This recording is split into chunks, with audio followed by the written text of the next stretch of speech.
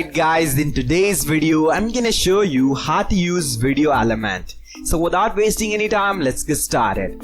So first of all, click on this elements option and then drag and drop this video element on your page, and then you can see our video element is placed on our page. So now for editing and modifying it, here on the right side you can see the more options will appear as you already know. So here in the top you can see the content and advanced tabs. So in the content tab you can edit the source link from YouTube, Vimeo and external URL.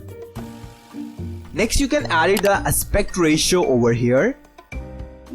Next you can paste the link of that video from YouTube which you want to show here on your page. So the next option is you can set the start and end timing of your video on here. Next you can mute the video volume by checking this option. Next you can disable or enable the controls player option on here, and then finally the last option is cover image, that is called thumbnail of your video. So you can simply select the any image for your video from your computer storage, or either you can use our free images. So my recommendation is you can make and upload the image from your computer storage.